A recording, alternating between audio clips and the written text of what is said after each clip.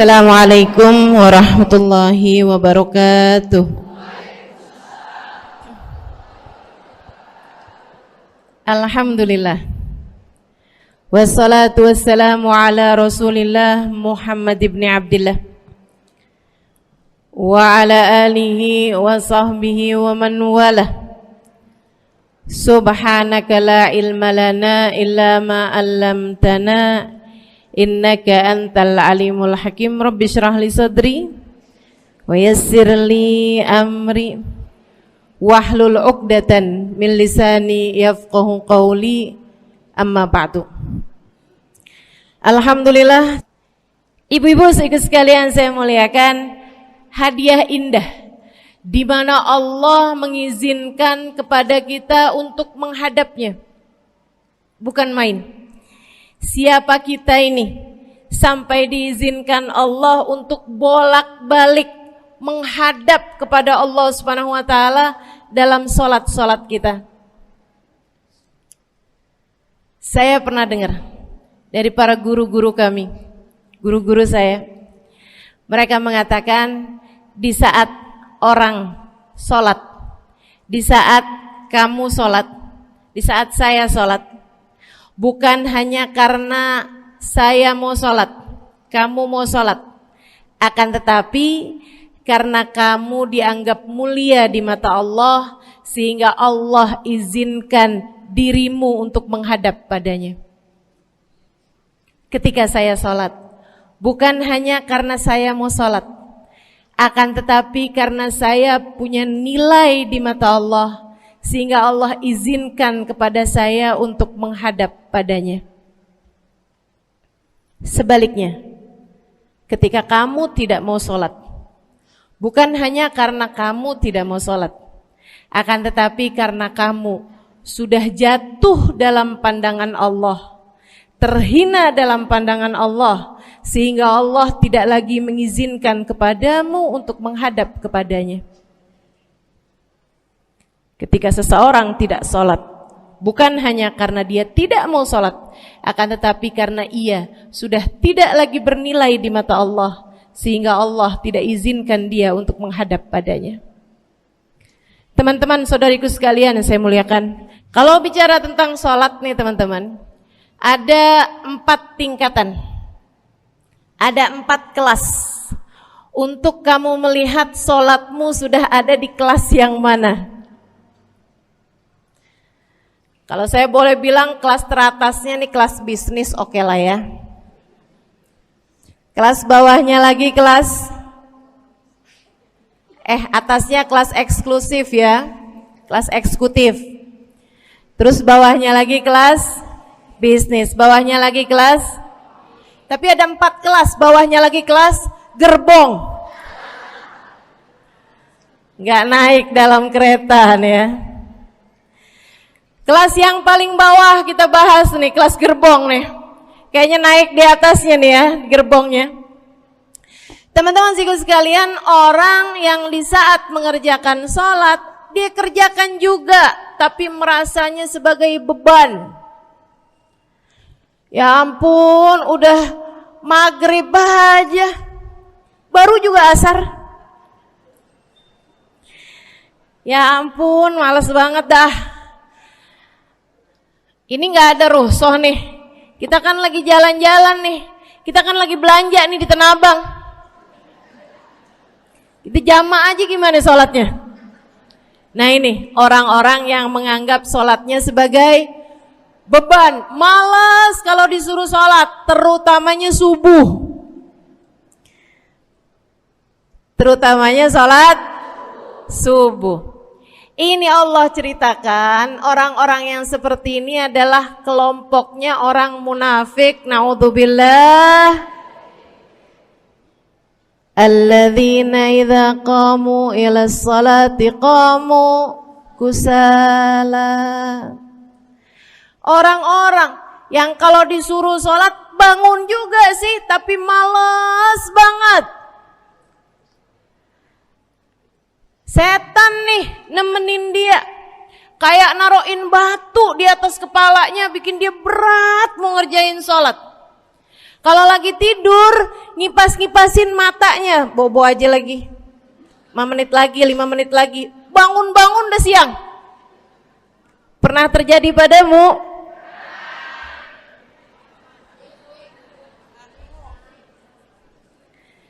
Jemur kunut.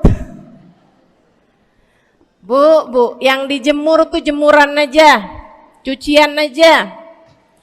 Jangan sampai jemur kunut. Kunutnya dijemur ya. Ketika ada seseorang yang disampaikan kepada Nabi Muhammad bahwasanya orang itu tidak bangun kecuali sesudah azan subuh, artinya enggak tahajud, artinya enggak bangun di sepertiga malam terakhir, bangunnya sesudah azan subuh. Nabi mengatakan padanya tentang orang itu, Nabi bilang pada para sahabatnya, inna syaitan bala fi udhunih, itu adalah orang yang telinganya dikencingin sama setan. Pada pernah dikencingin setan? Kalau bangunnya habis adzan tuh dikencingin setan. Kalau bangunnya udah terbit matahari dikencingin siapa kira-kira? Insyaallah. Teman-teman saudariku sekalian yang saya muliakan, alladzina idza qamu ila sholati qamu kusala, malas bener kalau diajakin sholat, sampai sebagian sholatnya dikerjakan keluar dari waktunya. Yang seperti ini masuk dalam firman Allah Subhanahu wa taala, a'udzubillahi minasyaitonir rajim, fawailul lil musallin alladzina an salatihim sahun. Fawailul lil musallin alladzina hum an salatihim sahun. Celaka orang-orang yang salat. Kenapa kok orang salat celaka ya Allah? Sebab mereka an salatihim sahun, melalaikan salat mereka. Apa maksudnya melalaikan? Imam Sayyidina Ibnu Abbas dalam salah satu tafsir beliau mengatakan alladzina yuakhiruna an waqtiha au yuqaddimuha ila ghairi waqtiha. Orang-orang yang mengakhirkan sholat sampai keluar dari waktunya atau memajukannya sebelum waktunya. Mau pergi ke Tanah Abang nih, jam 11. Ntar kita ribet nih urusan sholat duhur. Dah sholatin sekarang aja. Ini orang-orang yang fawailul lil musallin. Bu, sesibuk apapun dirimu, jangan pernah ninggal sholat. Bu, lagi ngerjain perkara penting apapun kamu, jangan pernah mengakhirkan sholat. Jangan pernah mengeluarkan sholat dari waktunya. Kenapa gitu? Karena bu, sholat itu urusanmu sama Allah. Gak ada yang lebih penting daripada itu. Gak ada yang lebih penting daripada itu. Siapa yang mementingkan Allah, dia bakal dipentingin sama Allah. Siapa yang meremehkan sholatnya, berarti dia telah meremehkan Allah. Siapa yang meremehkan Allah, dia akan diremehkan oleh Allah. Na'udzubillah min dzalik. Buat adik-adik jomblo, jangan pernah mau kawin sama orang yang gak sholat. Biarpun kamu udah nunggu cukup lama, kalau ada yang lamar kamu dan dia gak sholat, jangan mau bu. Dek, ibu-ibu juga, kalau ada yang janda di sini,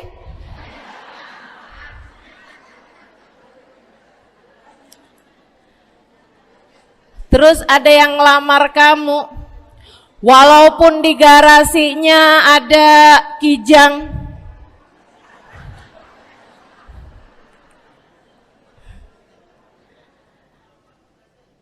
ada bebek, motor maksudnya ya, datang melamar kamu, jangan terima. Orang yang gak sholat, kamu jangan mau jadi istrinya. Kenapa? Saya kasih tahu ya, Allah aja dia tinggalin, apalagi kamu.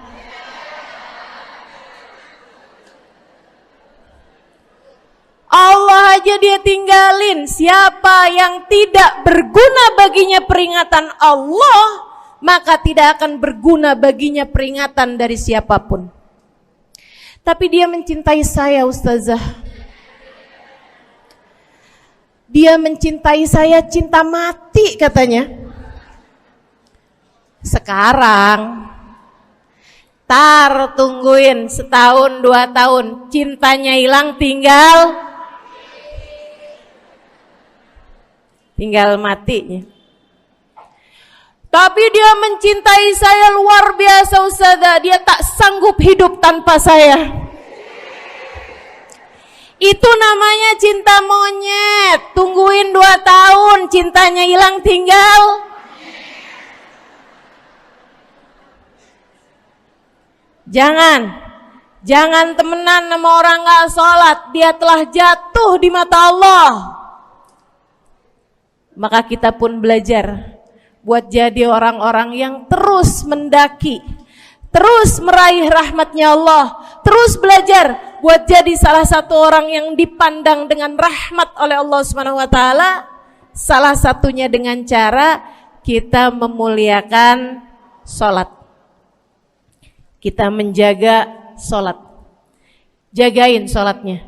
Jangan masuk kelompok orang yang tadi itu sholatnya menjadi beban. Ini kelompok paling bawah nih. Naik ke kelas ekonomi. Tadi begitu ya? Kelas ekonomi, orang-orang yang sholatnya menjadi sebuah kewajiban. Dia kerjain, dia tahu itu wajib, dia gak akan tinggalin. Tapi sama halnya dengan kewajiban-kewajiban yang lain. Kita nih kalau mikirnya kewajiban, Bu, kalau gak diwajibin lagi seneng. Betul gak? Masih ada kayak beratnya gitu ngerjain sholat. Orang yang sholatnya dianggap sebagai kewajiban. Kayak anak-anak sekolah tuh, wajib pakai seragam, wajib ngerjain PR. Kalau 1 hari, besok enggak wajib pakai seragam. Ada nggak ya pakai seragam? Nggak ada. Nggak ada yang besoknya dipakai seragam. Terus tanyain, kenapa kamu tetap pakai seragam? Abisnya saya suka sama seragamnya. Nggak ada. Karena mereka menganggap pakai seragamnya adalah kewajiban. Sekolahnya sebagai kewajiban. Jadi giliran besok libur anak-anak, hore gitu. Ada orang-orang yang sholatnya dianggap sebagai kewajiban. Nggak ada yang nambah kalau kewajiban tuh. Sholat sunnah boro-boro, sholat wajib aja kalau bisa dibikin sesingkat mungkin akan dilaksanakan dengan cara yang sesingkat-singkatnya.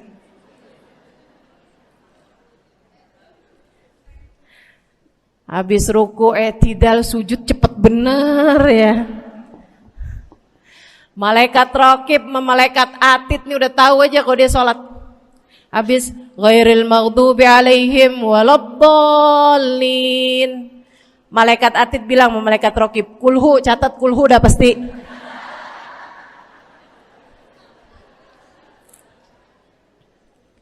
Kulhu aja gak kelar-kelar.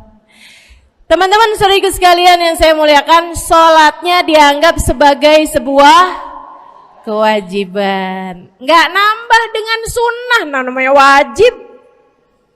Kita naik lagi insyaallah. Sholatnya kita naikkan dari yang kewajiban kita naik menjadi kelas bisnis, sholatnya sebagai sebuah kebutuhan.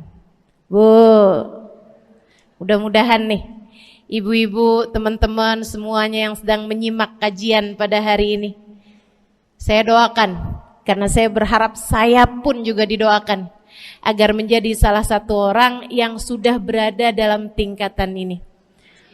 Sholat kita tahu adalah kebutuhan kita. Sama kayak kebutuhan makan, Bu. Ibu kenyang nggak kalau makan nasi doang 2 piring? Kenyang. Siapa yang bilang nggak kenyang? Kalau kamu makan nasi doang sepiring, kenyang apa nggak kenyang? Kenyang.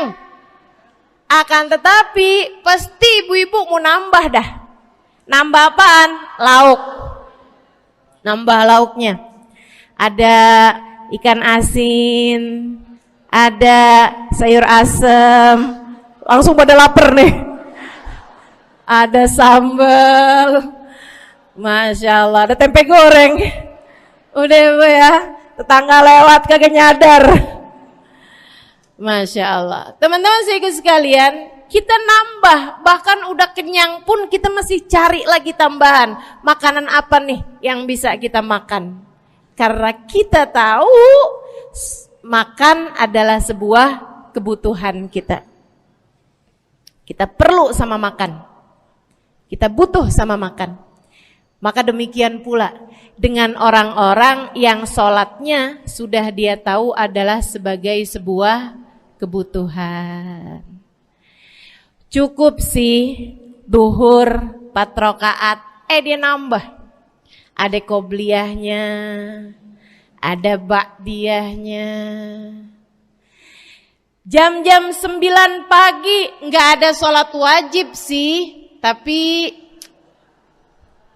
pengen ngemil, ya Bu ya, dengan cara kerjain sholat duha. Malam-malam abisnya isya, ampun mau tidur, ingat katanya Nabi, pesannya kepada Sayyidina Abu Hurairah, wasani habibi, kata Abu Hurairah, an utir qabla an anam. Kekasih saya Nabi besar Muhammad, kata Abu Hurairah, kasih pesan pada saya untuk jangan tidur sebelum sholat witir. Jadi habis kelar sholat isya langsung sambung sama witirnya.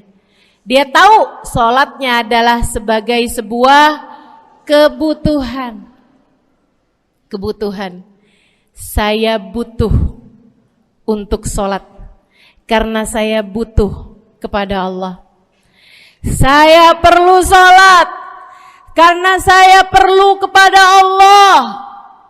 Saya perlu sholat karena saya tahu urusan saya sebesar apapun saya rasakan adalah kecil dalam pandangan Allah. Saya perlu sholat karena permasalahan dalam hidup saya yang saya rasakan sebesar gunung di atas pundak saya, di atas punggung saya, di hadapan Allah tak sampai seperti setitik debu yang mudah saja untuk dia angkatkan dari kehidupan saya.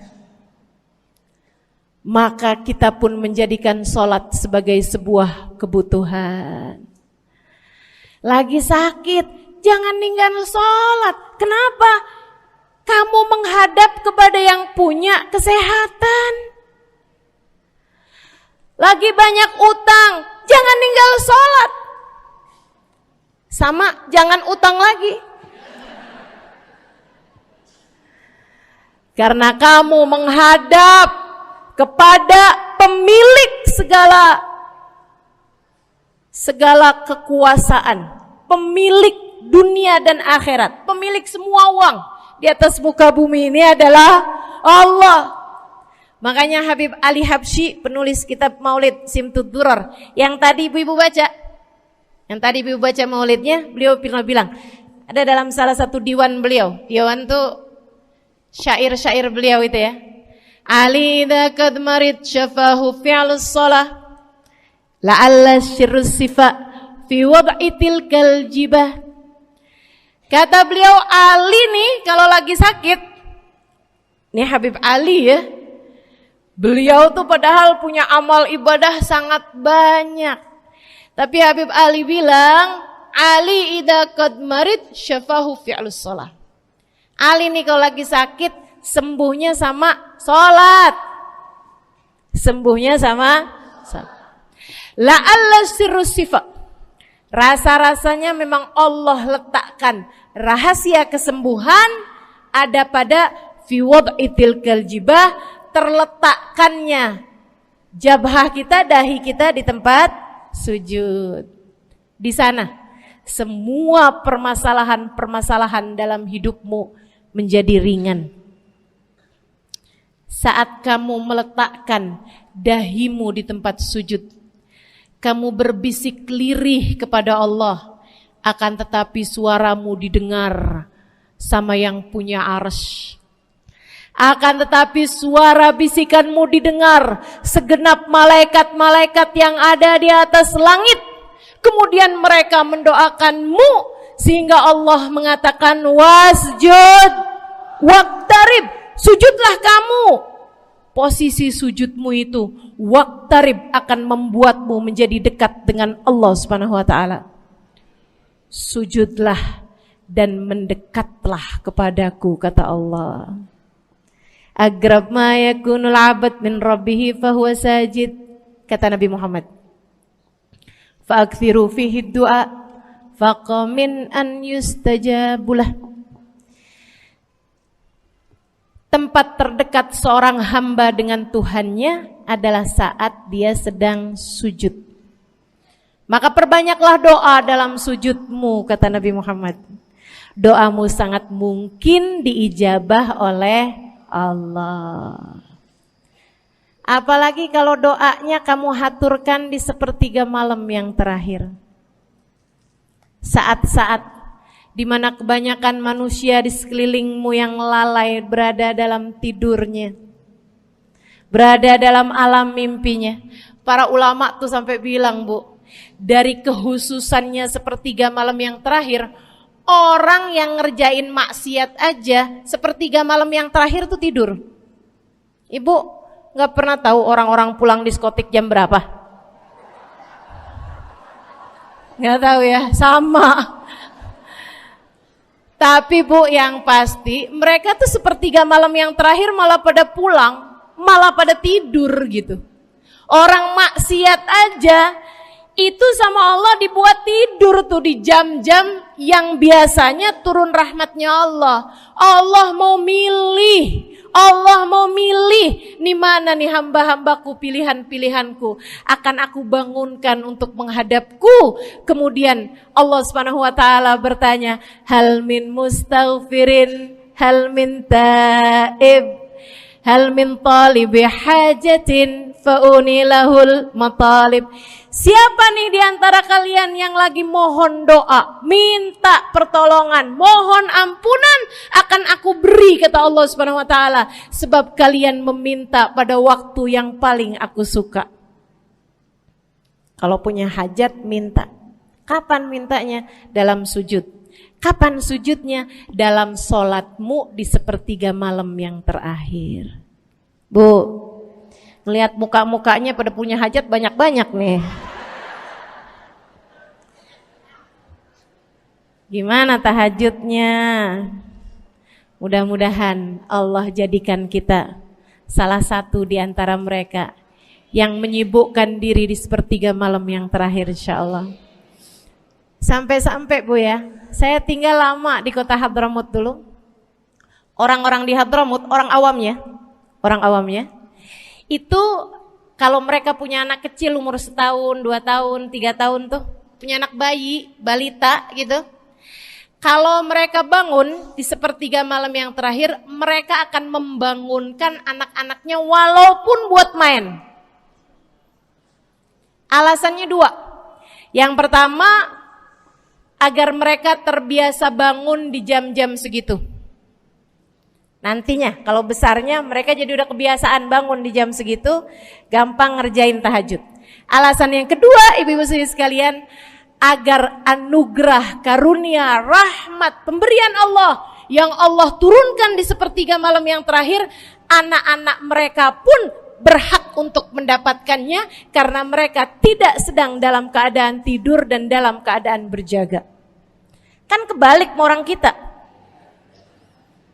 Anak-anak kita, cucu-cucu kita kalau bangun jam segitu kita tidurin lagi, masih malam nak, masih malam. Mama masih ngantuk nak. Masya Allah. Ibu, saya punya ibunya guru saya. Saya punya guru salah satunya dan yang tercinta di hati saya, Sayyidil Habib Umar bin Hafid. Guru saya. Beliau punya ibu namanya Hubabah Zahra. Almarhumah, baru meninggal masa-masa deket pandemi. Ya Bu ya, baru aja beberapa tahun silam meninggalnya. Itu ibu-ibu sekalian punya anak kalau nggak salah 12. Kalau nggak salah 12 anak beliau. Laki-laki 5. Kalau saya nggak salah ya, mohon maaf kalau saya salah. Kemudian yang perempuan 7. Semuanya soleh-solehah. Semuanya Bu jadi orang-orang yang luar biasa, yang terutamanya anak yang pertama yaitu Habib Ali Masyhur jadi mufti pada zamannya di Kota Tarim. Sampai wafatnya beliau masih sebagai mufti.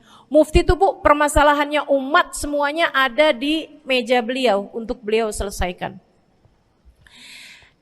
Anak yang laki-laki yang paling kecil, Al Habib Umar bin Hafid, menjadi kita tahu semuanya ya, orang soleh, ulama, waliullah. Ibu-ibu sekalian, kita mau tahu nih, anak-anak soleh-solehah semacam itu ibunya kayak gimana gitu. Karena Bu, mohon maaf. Walaupun memang Nabi Nuh, nabinya udah soleh, anaknya gak soleh. Kan begitu ya? Ada juga sih, tapi secara mayoritasnya Bu, buah jatuhnya tak jauh dari emaknya begitu, anaknya kurang lebih begitu. Anaknya begitu, emaknya biar kita nggak lihat gitu udah bisa ngebayangin kayak apa orangnya. Ibu-ibu sekalian, nih anak-anaknya Hubabah Zahra, Masya Allah semuanya. Kita mau tahu ibunya kayak gimana. Satu cerita aja tentang Hubabah Zahra. Ibu-ibu sekalian, anaknya cerita, Hubabah Zahra, Umi, anak perempuannya, dia bilang seumur hidupnya nggak pernah ninggal tahajud. Bu, dari awal balik sampai meninggal, tidak pernah meninggalkan tahajud. Jauh banget ya? Sama siapa? Tahajud semalam, seminggu libur. Kelakuan siapa itu? Hubabah Zahra gak pernah ninggal tahajud kecuali satu malam. Satu malam itu beliau tuh lagi ada hajat besar, maksudnya lagi kayak ada acara pernikahan, kemudian beliau juga kelelahan, kecapean, baru tidurnya juga jam-jam 2, jam-jam mau jelang pagi Bu ya. Kelewatan tahajud. Bangun pas azan subuh. Ibu, beliau bangun dengan gemeteran. Beliau bangun dengan menggigil padahal enggak musim dingin. Beliau bangun, azan, innalillahi wa inna ilaihi rajiun. Azan, astagfirullah, ya Allah, astagfirullah, azan, ya Allah, ampuni Zahra ya Allah, Anaknya cerita, hari itu aku tidak pernah melihat ibuku berlelehan air mata sepanjang hari lebih daripada hari tersebut. Hari itu kami melihat ada seorang perempuan berlelehan air mata beristighfar memohon ampun kepada Allah karena satu malam dalam hidupnya beliau meninggalkan tahajudnya, teman-teman. Masya Allah, Masya Allah. Tiap kali makan ingat gitu, ya ampun tadi malam gak tahajud, samihni ya Rab, samihni ya Rab, sampai gak enak makan. Insya Allah, insya Allah. Mudah-mudahan Allah jadikan keagungan sholat ada dalam hati kita. Sholat kita jadi kebutuhan. Insya naik tingkat eksekutif, teman-teman. Tadi saya ulangin lagi dah, karena ibu-ibu kan suka rada lupaan. Kelas yang paling bawah, kelas apa tadi? Gerbong. Menjadikan sholatnya sebagai beban. Kelas berikutnya menjadikan sholat sebagai kewajiban. Naik lagi menjadikan sholat sebagai kebutuhan. Tingkat terakhirnya ada hamba-hamba tercinta di sisi Allah yang menjadikan sholat mereka sebagai sebuah hiburan dalam hidupnya, hobi dalam hidupnya. Diawali, dicontohkan oleh baginda kita Nabi besar Muhammad yang mengatakan dalam hadis sahihnya, wa ju'ilat qurratu aini fis shalah, wa ju'ilat qurratu aini fis shalah. Dijadikan, kata Nabi Muhammad, Allah telah menjadikan, dijadikan li untukku qurrat aini, kesenanganku dalam kehidupan, kebahagiaanku ada pada, hobiku ada pada as-shalah, salat. Nabi itu orang yang kesenangan beliau, hobi beliau adalah salat. Kana idza faza'ahu amrun aladha ila shalah. Kata para sahabat meriwayatkan, Nabi kalau lagi dengar kabar-kabar yang gak enak, segera menuju kepada sholat. Nabi kalau udah ada kabar-kabar Rasul pasukan kita terkalahkan di medan peperangan, Nabi ngelihat Bilal. Kemudian Nabi Muhammad nanya, udah dekat waktu sholat Bilal? Sebentar lagi Rasul, arihni bihaya Bilal, arihni bihaya Bilal. Yuk Bilal, sampaikan diri saya Bilal, tolong hibur diri saya Bilal. Segera azan dan kita akan sholat bersama-sama wahai Bilal. Kesenangan beliau, hobi beliau dalam sholat, dalam hidup adalah sholat. Teman-teman saya sekalian, bukan hanya Nabi Muhammad, tapi para sahabat-sahabat Nabi Muhammad, tapi para tabi'in, para tabi'it tabi'in. Saudaraku sekalian saya muliakan, Sayyidina Umar bin Khattab alaihi ridwanullah, kana idza ja'ahu hal, apabila beliau dalam keadaan hatinya lagi khusyuk, hatinya lagi nyambung banget sama Allah Subhanahu wa taala, kalau mau salat sunnah manggil orang. Beliau salat dalam masjid, ada orang mau salat sunnah, ada orang lagi baca Quran dipanggil sama beliau. Kamu saya bayar ya. Kamu duduk sebelah sini saya nih, baca Qur'annya deketan saya sini, kamu saya bayar. Buat apaan wahai Sayyidina Umar? Buat negur saya, ngingetin saya lagi sholat nih. Oh gak usah dibayar Tuan. Yaudah kalau gitu kamu duduknya sebelah sini ya. Tugas saya apa Tuan? Kalau kamu lihat saya sholat berdirinya kelamaan, ingetin saya buat ruku. Kalau kamu lihat ruku saya kelamaan gak bangun-bangun, ingetin saya buat bangun. Kalau kamu lihat sujud saya kelamaan, ingetin saya buat duduk. Karena saya sekarang ini kalau lagi berdiri baca Al-Quran, lupa buat ruku. Dari nikmatnya bacaan Quran beliau. Baik Tuan. Sholat, baca Fatihah, habis itu baca Quran. Surat Al-Quran, dapat selesai satu, kok masih enak. Baca lagi, masih enak lagi, baca lagi. Yang sebelah beneran nih gak ruku-ruku. Beliau berdiri kemudian bilang, Tuan ruku. Gak kedengeran. Beliau berdiri deketin telinganya, Tuan ruku.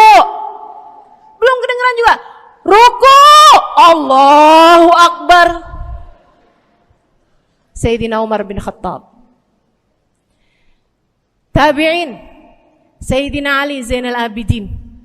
Pernah lagi sholat, rumahnya kebakaran, teman-teman. Sholat sunnah di waktu malam, rumahnya kebakaran. Orang-orang pada teriak-teriak, Tuan harik, nar, ya ibn binti Rasulillah, wahai anak dari cucunya Nabi Muhammad. Tuan, ada api di sekitarmu. Tuan, kebakaran. Tuan, kebakaran. Allahu Akbar. Sami Allahu liman hamidah. Enggak lihat apa-apa. Habis selesai sholat baru lihat, kebakaran nih rupanya. Orang-orang pada bilang, kami sudah mengingatkanmu Tuan. Apa jawab beliau? Al-hadni an-narul kubro. Di depan saya ada api yang jauh lebih besar, api neraka. Saya nggak lihat api sekecil ini. Masya Allah. Saudara sekalian yang saya muliakan, para ulama Allah Subhanahu Wa Taala. Terakhir saya mau ceritakan Sayyidil Habib Abu Bakar As-Sakran, penulis Wirid Sakran. Kalau teman-teman pernah tahu, beliau saudara sekalian saya muliakan dapat julukan As-Sakran, orang yang mabuk. Karena mabuk kepada Allah Subhanahu Wa Taala. Beliau pernah satu waktu kena penyakit di punggungnya. Beliau kemudian tanya sama dokter, kata dokter, wah ini nih penyakit mesti diangkat, mesti dioperasi. Ya udahlah, operasiin saya. Disuguhin 1 gelas khamr di waktu yang telah ditetapkan untuk jadi waktu operasi. Apa ini? Khamr, minuman keras. Zaman itu belum ada obat bius. Dia bilang, ini buat apa? Khamr ini Tuan, minuman keras ya, agar engkau nggak sadar. Jadi enak gitu kita ngoperasinya. Dia bilang, saya mau dengan kesehatan saya kepengen ngerjain taat kepada Allah. Saya nggak mau. Saya dapetin kesehatan saya dengan cara mengerjakan yang diharamkan Allah, yaitu minuman keras. Saya nggak perlu ini. Waduh, kalau gitu nggak bisa dioperasi Tuan. Kenapa soalnya? Ya nanti kan kesakitan, nanti susah operasinya gitu. Oh gampang. Kalau kalian pengen bikin saya nggak sadar, nggak perlu minuman keras.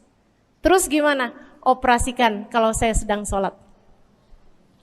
Maka mulailah dokter-dokter udah pada siap. Beliau lagi sholat sunnah ya Bu ya. Allahu Akbar gitu. Mulai dokter buka baju belakangnya. Mulai Bu digunting kulitnya, digergaji tulangnya. Beliau Bu mukanya meringis saja enggak. Beliau ruku, dokternya ikutan nungging. Beliau sujud, dokternya ikutan menunduk juga.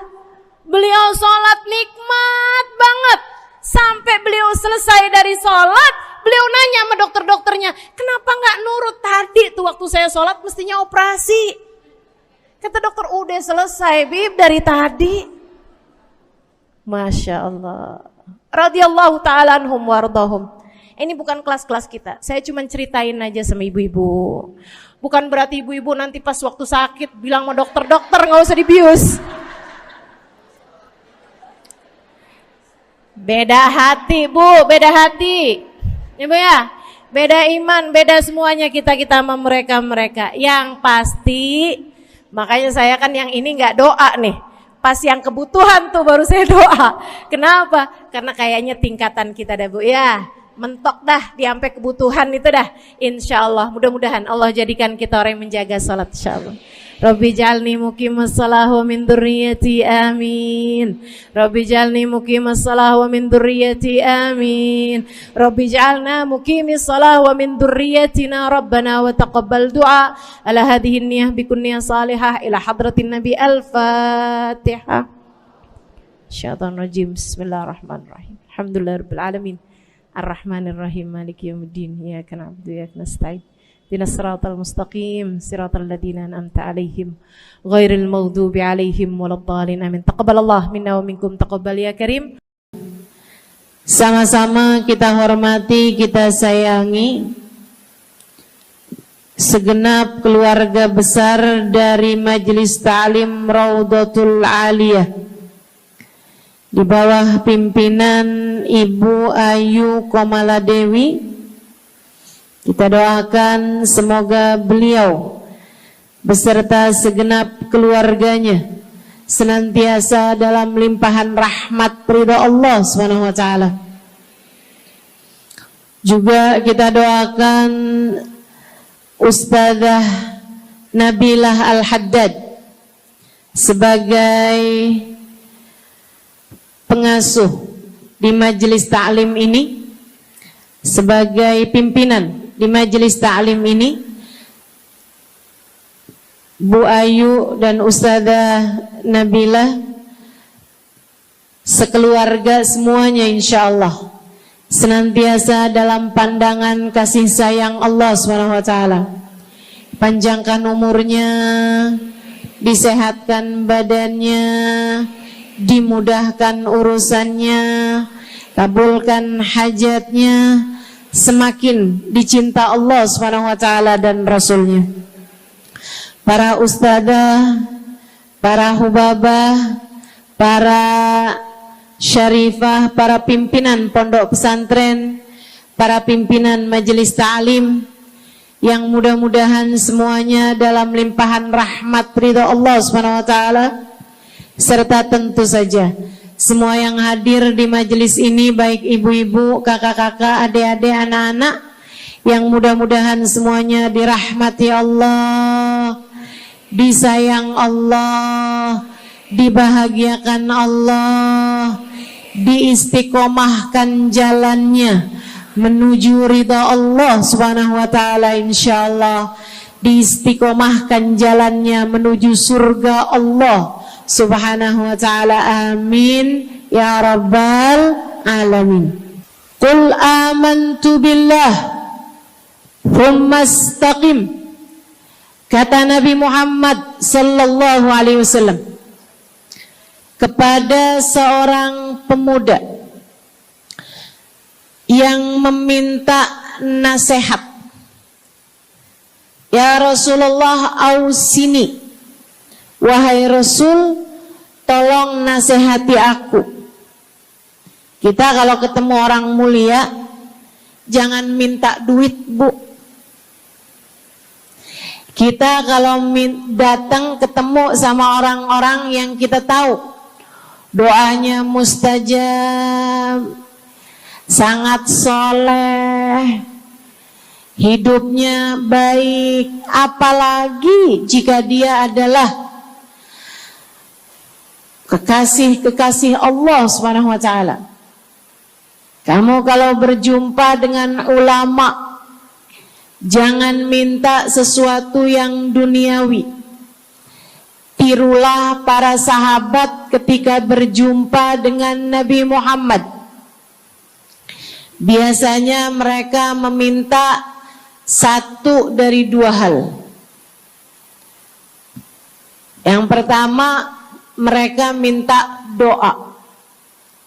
Ida'ili ya Rasulullah, doakan aku wahai Rasul. Ibu juga gitu. Kalau ketemu sama ulama, ketemu orang soleh, ketemu kiai, ketemu habib yang kita tahu doanya mustajab, bertemu hubabah, mintalah doa. Tapi jangan hanya sekedar urusan doa duniawi, Bu. Doa duniawi itu yang gimana, Ustazah? Doa yang kalau diijabah nggak akan manfaat begitu kamu masuk dalam alam kubur. Itu namanya doa duniawi. Ustazah, doakan saya biar saya cepat kebeli rumah. Bu, kalau mati rumahnya dibawa gak? Ustazah, doakan saya kepengen beli HP baru. Dibawa gak HP-nya? Enggak. Itu namanya doa duniawi. Ustazah, Doakan biar suami saya tambah cinta.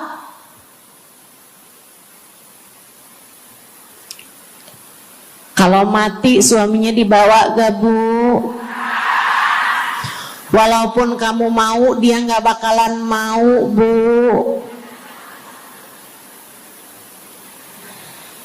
Sesuatu yang sifatnya duniawi. Ustazah, doakan biar anak saya soleh. Duniawi apa bukan? Bukan.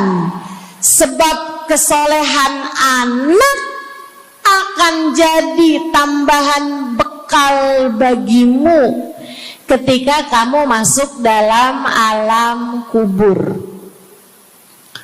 Jadi gak boleh nih Ustazah doa urusan duniawi atau minta didoakan urusan-urusan duniawi. Boleh, tapi jangan cuma itu. Nanti takutnya kamu nyesel. Kalau selama di dunia kamu doanya hanya untuk urusan dunia, takutnya begitu masuk dalam kuburan sudah tidak ada lagi doa yang akan Allah ijabah untukmu ketika kamu ada dalam alam kubur nanti. Sayang-sayang. Jadi kalau doa, prioritaskan urusan akhirat. Insya saya berasa banget jadi orang yang sering dimintain doa sekaligus juga sering minta doa. Saya kalau ketemu orang soleh, ketemu habaib, ketemu hubabah, saya akan minta doa, gak pernah minta duit saya. Ida'ili ya hubabah, ida'ili ya habib. Serius sekalian, sebagai orang yang sering juga dimintain doa, Ustazah doakan saya. Banyak tuh. Saya merasakan perbedaannya saat saya ada di Tarim sama ketika saya sudah pulang dan kembali ke negeri ini. Waktu saya di Tarim, orang kalau minta doa sama saya, usik berdoa, tolong ya doain saya. Saya suka tanya, doa apa? Selalu aja, hampir semuanya mengatakan hal yang sama.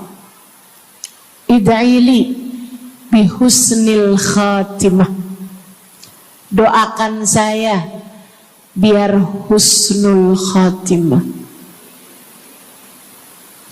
Begitu nyampe ke Indonesia, kalau ada orang bilang Ustazah doain saya, biasanya lanjut tuh doanya, minta apa langsung dibilang, gak pakai tanya.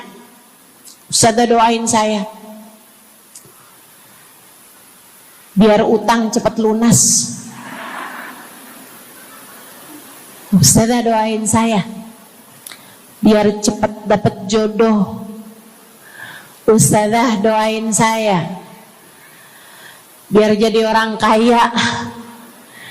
Ustazah doain saya biar suami nggak mendua. Ya Allah, ternyata kebanyakan orang kita kalau minta doa seringnya urusan duniawi. Bukan berarti nggak boleh, boleh aja sih. Cuman takutnya begitu kamu mati nyesel kalau semua doamu selama ini adalah sesuatu yang tidak ikut kamu bawa ketika kamu mati. Kalau kita lihat para sahabat ketika mereka berjumpa dengan Nabi Muhammad, selalu saja banyak di antara mereka yang minta doa. Nabi pernah tanya, doanya apa? Macem-macem jawaban para sahabat. Ada yang begini, Harithah menjawab, ida'ili an yarzuqani Allah asyhada fi sabilih. Rasul, doakan saya biar saya dikaruniai mati syahid di jalan Allah. Ada lagi yang lain doanya, ya Rasulullah, id'ili an yarzuqani Allah murafaqatan bika ya Rasulullah. Doakan biar saya nanti di masa sesudah kematian saya, di masa akhirat nanti, bisa mendampingimu wahai Rasulullah, bisa berjumpa denganmu wahai Rasul, bisa ada dalam rombonganmu wahai Rasulullah. Doa-doa yang sangat ukhrawi, doa-doa yang sangat akhirat, karena mereka sudah faham tujuan hidup sesungguhnya adalah mencari ridha Allah Subhanahu wa ta'ala. Tujuan hidup sesungguhnya adalah bergerak menuju surga Allah Subhanahu wa ta'ala. Tujuan hidup sesungguhnya adalah berpulang kepada Allah dalam keadaan Allah ridha kepada kita. Sahabat, minta didoakan, ama yang kedua minta nasihat. Kita juga nyontoh, kalau ketemu orang soleh, kalau ketemu ulama, kalau ketemu habaib, ketemu kiai, ketemu bunyai, ketemu hubabah, ketemu ustadzah, ketemu ustad, minta nasihat. Selain daripada minta doa, mintalah nasihat. Hal ini dicontohkan oleh para sahabat kepada Nabi Muhammad. Datang seorang pemuda berjumpa Nabi Muhammad sallallahu alaihi wasallam.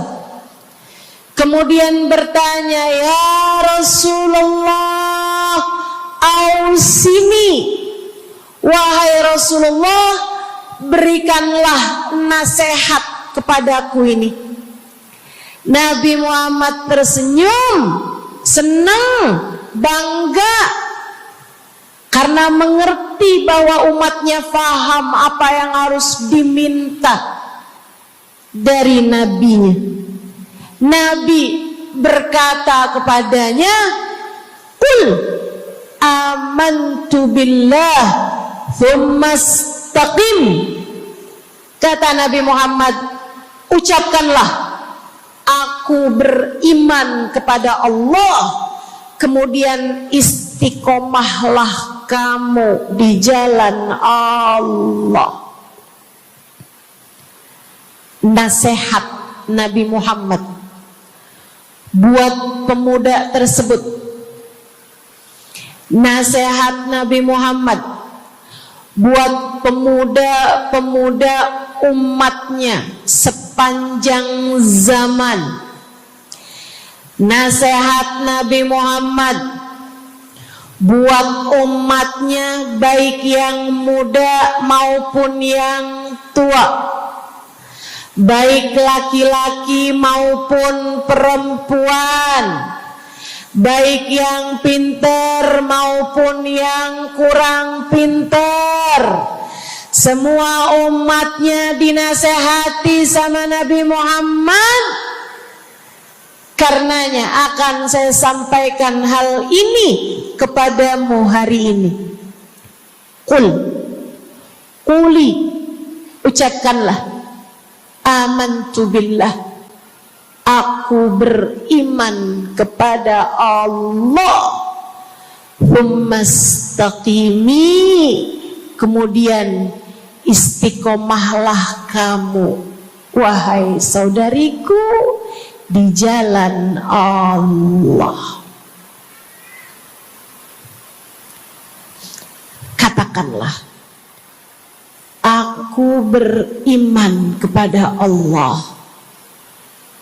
Kemudian istiqomahlah. Istiqomahlah. Nasihat yang sangat indah dari baginda kita Nabi besar Muhammad, yang Allah karuniakan kepadanya jawami'al kalim, dapat selalu berbicara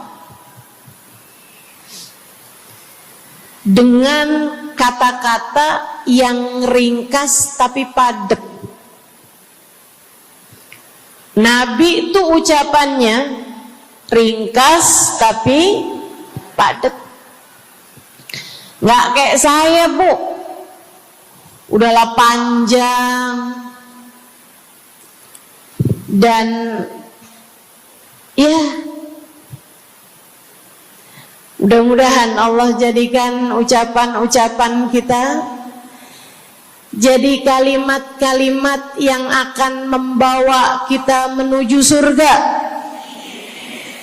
Jadi ucapan-ucapan yang akan bawa kita menuju ridha Allah Subhanahu wa taala.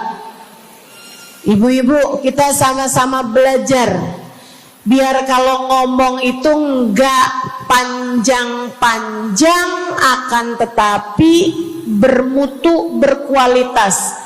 Terutama Bu, ibu kalau ngomong sama anak-anak ibu, kadang-kadang panjang bener. Padahal itu aja, anak sampai hafal. Iya mah, katanya gitu. Betul gitu?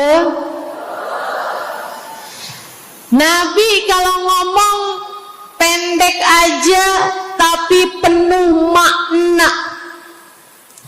Nabi kalau bicara seringkali nggak panjang-panjang tapi sangat berarti. Satu hadis beliau saja bisa disyarahkan, diberi keterangan, hingga bahkan berkitab-kitab banyaknya. Ibu-ibu sekalian, salah satu dari ucapan ringkasnya Nabi Muhammad, amantu billah, kata Nabi, qul amantu billah, tsumastaqim, ucapkanlah, aku beriman kepada Allah, kemudian istiqomahlah di jalan Allah. Apa itu istiqomah? Lurus, jangan belok-belok. Lurus, jalan terus. Jalannya adalah jalan yang lurus. Itu yang selalu kita minta dalam tiap rakaat sholat kita. Kita berdoa kepada Allah, ihdinas siratal, ya Allah, tempuhkanlah untuk hidup kami ini jalanmu yang lurus. Sama kayak kamu lagi bilang, ya Allah, karuniakanlah dalam kehidupan kami keistiqomahan di jalanmu ya Allah. Kamu selalu minta istiqomah 17 kali sekurangnya tiap hari. Betapa sangat pentingnya istiqomah ini, saudaraku sekalian. berada dalam jalan yang lurus.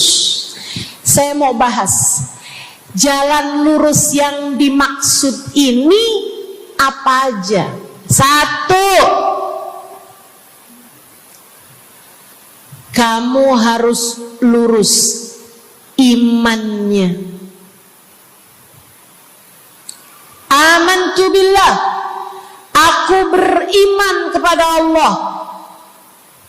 Kata Nabi Muhammad sallallahu alaihi wasallam, "Qul amantu billah," ucapkanlah, aku beriman kepada Allah.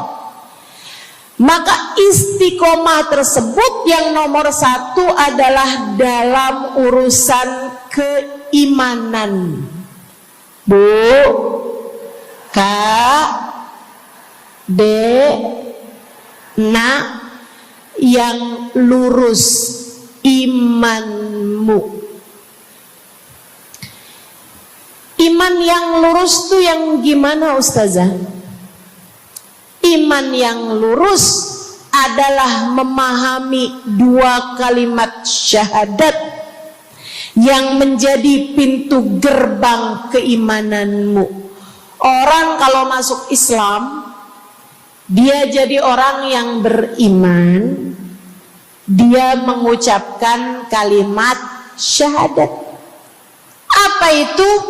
La ilaha illallah. Yang pertama.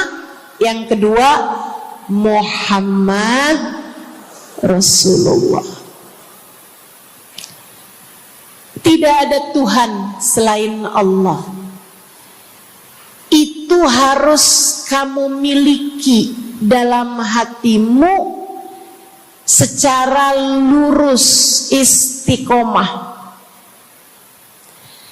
Gak ada Tuhan selain Allah. Jangan hari ini Tuhannya Allah, besoknya Tuhannya duit. Apapun aja yang disuruh sama duit, yang ada duitnya, yang haram-haram pun diterjang. Lah kenapa begitu? Saudaraku sekalian, Qul amantu billah, ucapkan, aku beriman kepada Allah. Aku faham arti la ilaha illallah. Tidak ada Tuhan selain Allah. Tidak ada yang mengatur kehidupan selain Allah. Tidak ada yang memberi rezeki selain Allah. Maka berimanlah kepada Allah. Kalau ada istri bilang sama suaminya, kalau kamu nanti pulang bawa duit, ahlan wa sahlan, selamat datang. Tapi kalau kamu pulang nanti nggak bawa duit, silakan tidur di luar.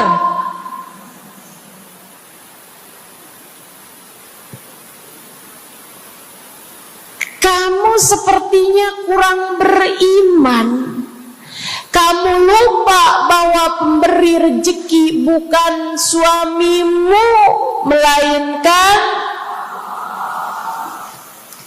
yang ngasih rezeki itu cuma satu, Bu. Namanya bukan pekerjaan, bukan atasan, bukan pemerintah.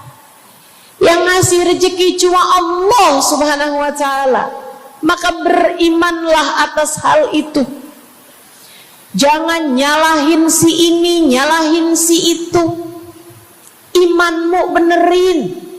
Imanmu benerin. Banyak orang saya liatin itu suka pada repot urusan rezeki. Banyak banget. Di dunia ini nih banyak yang suka repot urusan rezeki. ngejar dunia abis-abisan, ngejar duit segala macam cara, sampai omongannya nggak jadi omongan orang beriman. Waktu dibilangin jangan nyari rejeki yang haram, cari rejeki yang halal.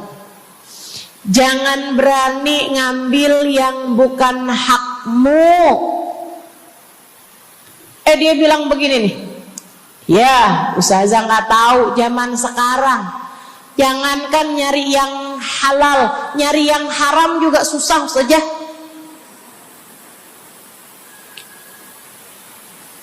Itu omongan orang nggak beriman. Kamu mesti ngerti dulu, kalau yang kamu minta adalah urusan rezeki, dengerin. Kalau yang kamu minta urusan rezeki, kamu harus datang kepada alamatnya.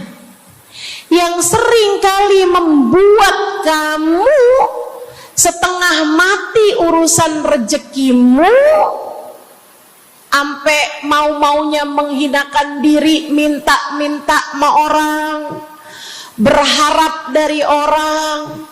Seorang ibu berharap dari anaknya, seorang istri berharap dari suaminya. Saudariku sekalian, yang sering kali membuat kamu tersiksa urusan rezeki adalah karena kamu salah alamat. Kamu salah alamat. Kamu sedang tersesat jalan. Kamu sedang salah arah. Makanya jadinya kemana-mana kamu nggak nemu. Orang alamatnya aja salah. Ini kalau kamu mau ke Kubah Mas, tapi kamu perginya ke Taman Mini, nyampe apa nggak nyampe? Dapat apa enggak majelisnya? Nggak dapat. Kenapa? Salah alamat. Yang dicari Kubah Mas, kamu perginya ke Keong Mas. Nggak nyampe, nggak dapat. Saya kasih tahu padamu, alamat rezekimu ada pada Allah. Alamat rezekimu ada pada Allah. Alamat rezekimu ada pada Allah. Maka berimanlah kepadanya, fahamilah arti la ilaha illallah. Tidak ada Tuhan kecuali Allah. Gak ada yang ngasih rezeki selain kamu. Lagi sakit, kamu mau nyari obat, saya kasih tahu alamat obatmu. Alamat yang bisa menyembuhkanmu hanya satu, namanya urusan rezeki. Allah sudah bilang, huwar razzaq dzul quwwatil matin. Allah lah satu sang pemberi rezeki. Allah lah satu sang pemilik kekuatan sejati. Jadi kamu kalau mau nyari rezeki, datanglah ke alamatnya, datanglah kepada Allah. Kamu lagi mau nyari kesehatan, jangan salah alamat. Datanglah kepada sang pemilik kesehatan. Alamatnya yaitu Allah yang telah mengatakan, fa idza maridtu fa huwa yashfin. Katanya Nabi Allah Ibrahim, apabila saya sakit, maka hanya Allah lah yang maha menyembuhkan. Berarti nggak boleh pergi ke dokter gitu Ustazah? Silahkan pergi ke dokter, pergi ke apotik, datang kepada orang yang doanya mustajab, minta didoakan. Tapi semua hanyalah sebab, semua hanyalah wasilah. Sang penyembuh sejati adalah Allah. Saudariku sekalian yang saya muliakan, kalau kamu merasa saya lemah Ustazah, gak punya kekuatan, kalau kamu merasa saya bodoh Ustazah, saya tidak mengerti di mana alamat ilmu, di mana alamat pengetahuan. Bu, Kak, Nak, anak-anak nih yang masih lagi belajar di pondok pesantren, yang masih lagi belajar di mana-mana, saya kasih tahu padamu, alamat ilmu ada pada Zat yang Maha Satu, namanya Allamal insana malam ya'lam. Allah lah yang mengajari manusia apa yang tidak dia ketahui. Pengen dapat ilmu, datanglah kepada Allah. Pengen punya kekuatan, datanglah kepada Allah. Saya udah tua Ustazah, saya janda pula Ustazah, saya nggak punya kekuatan ya Ustazah. Kekuatanmu hanya ada pada Zat yang Maha Satu, Allah Subhanahu wa Ta'ala. Datanglah selalu padanya. Imanmu jangan biarkan ia naik turun. Imanmu biarkan ia kokoh di dalam hatimu. Jangan percaya kalau ada yang bilang kekuatan ada pada uang. Jangan percaya. Percaya hanya satu aja, kekuatan ada pada Allah. Jangan percaya orang bilang kekuatan ada pada kecantikan. Kalau kamu cantik, kamu kuat, suamimu gak akan kemana-mana. Jangan percaya, Bu. Percaya hanya satu aja, kekuatan ada pada Allah Subhanahu wa Ta'ala. Kamu takut terjadi hal-hal yang buruk bagimu, bagi anak-anakmu. Kamu kepengen ada yang jaga. Ibu, gak usah pusing-pusing mau nyari bodyguard, gak usah pusing-pusing mau sewa security, pengamanan. Sebab sang pemberi keamanan hanya satu, namanya Wallahu ya'simuka minan nas. Hanya Allah satu yang dapat menjagamu dari kejahatan manusia. Qul a'udzu birabbin nas.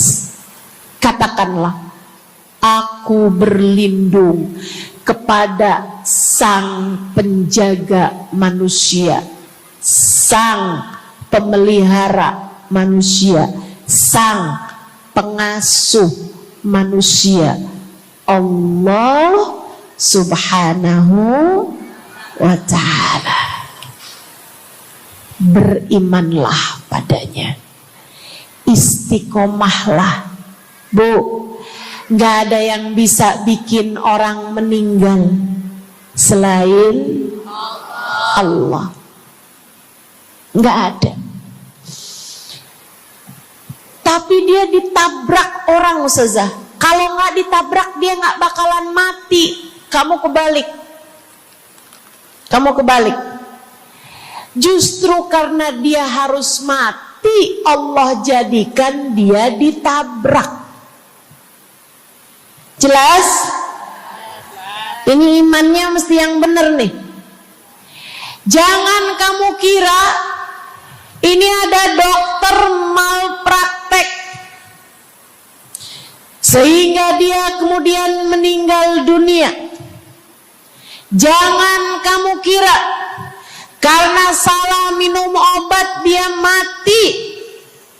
Bukan, ibu-ibu sekalian, justru karena dia harus mati, karenanya kemudian ketemu sama dokter yang malpraktek lah, ketemu sama obat yang salah lah.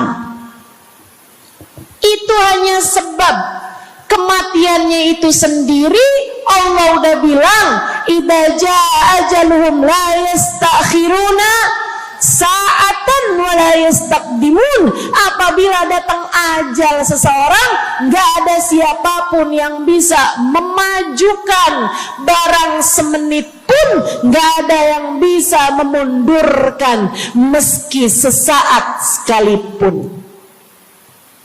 Enggak ada. Emang udah kepastiannya. Waktunya mati ya mati, Bu. Gak ada yang bisa menghidupkan, sekaligus tidak ada yang bisa mematikan selain Allah. Itu artinya istiqomah dalam iman. Tapi tunggu dulu, sebelum saya lanjutkan istiqomah yang lain. Selain beriman kepada Allah, kamu juga harus beriman kepada Nabi Muhammad. Kamu harus beriman kepada Nabi Muhammad.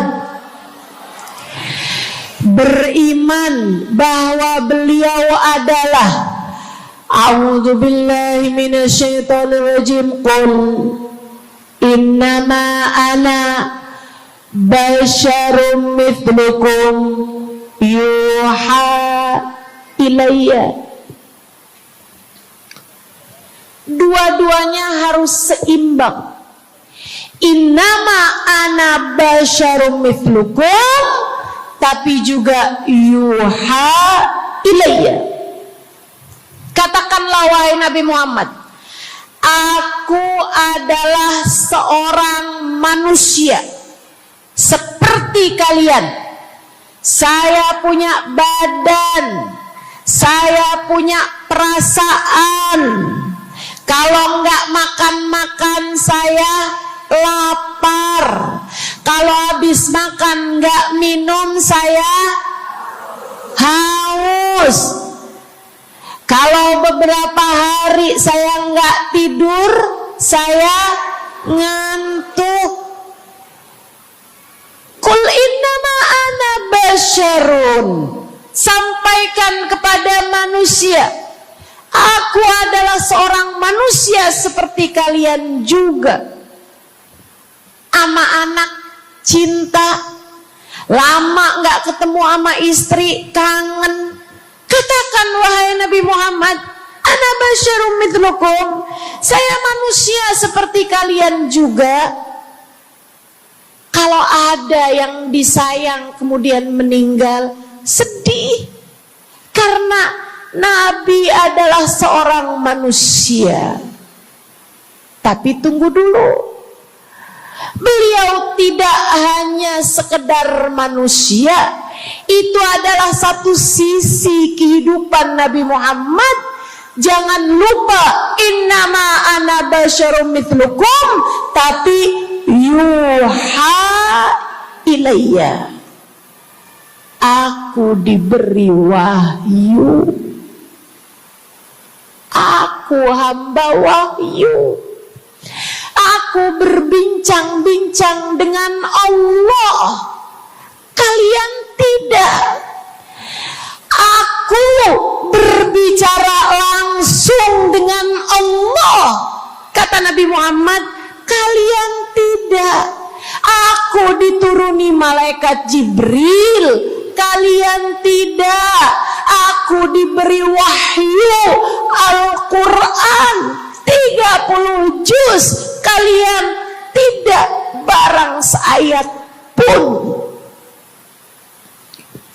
Nih, kalau saya perhatikan, imannya umat manusia yang beriman kepada Allah sekalipun menjadi cacat ketika tidak beriman kepada Nabi Muhammad.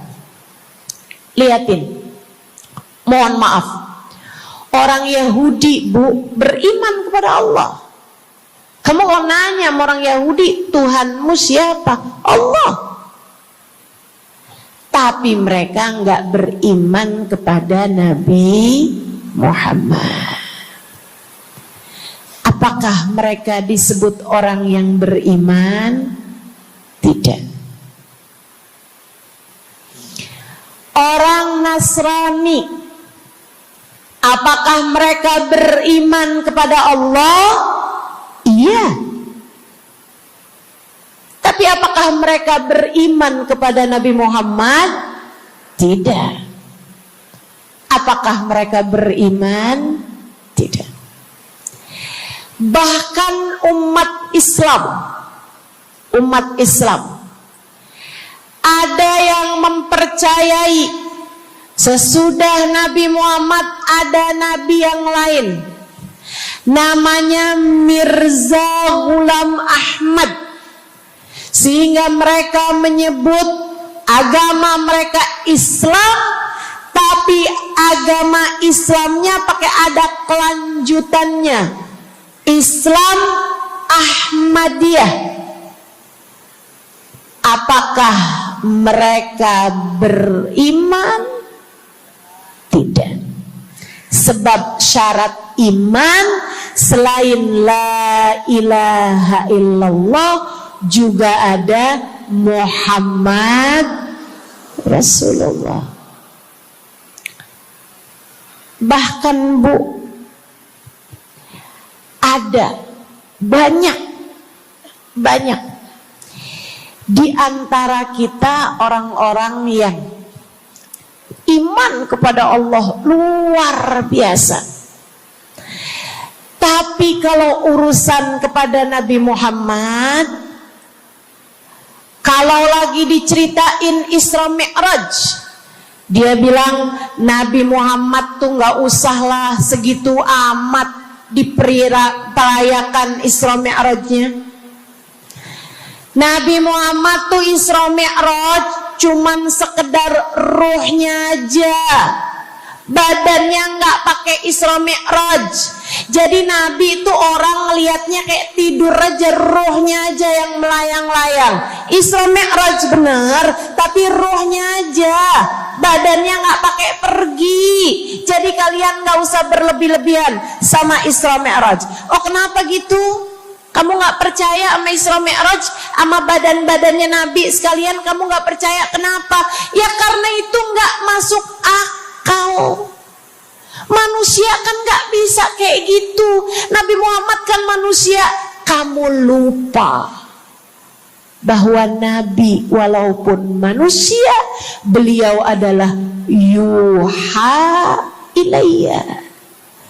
Beliau adalah hamba wahyu. Ketika diceritakan tentang mukjizatnya Nabi Muhammad yang bisa memperbanyak makanan, bahkan ada ghazal, ada rusa yang berbicara dengan Nabi Muhammad, ada unta yang sujud kepada Nabi Muhammad, ada pohon yang datang kepada Nabi Muhammad dengan mencabut akarnya, kemudian berjalan dengan akarnya menuju Nabi Muhammad. Ketika dipanggil, kemudian sujud pohon tersebut kepada Nabi Muhammad sallallahu alaihi wasallam dan bertanya, "Mengapa engkau memanggilku wahai Nabi?" Dia nggak percaya, nggak masuk di akal. Itu hanyalah dongeng. Kita bilang tapi hadisnya sahih, riwayatnya Ibnu Mas'ud yang menceritakan hal itu, hingga bahkan Sahibul Burda menuliskannya. Katanya Sahibul Burda Imamul Busiri, ja'at lidakwatihil asjaru sajidatan tamshi ilaihi ala saqin bila qadami. Datang ketika dipanggil sama Nabi Muhammad pepohonan. Mereka datang dengan, mereka berjalan dengan akar-akar mereka, kemudian sujud di hadapan Nabi Muhammad. Ini tentang iman. Mereka nggak percaya. Mereka ngakunya paling beriman. Mereka ngakunya paling lurus imannya. Tapi kenapa kalau mengenai Nabi Muhammad kamu menjadi timpang? Ketika melihat orang ramai-ramai bersolawat kepada Nabi Muhammad, mereka kegerahan.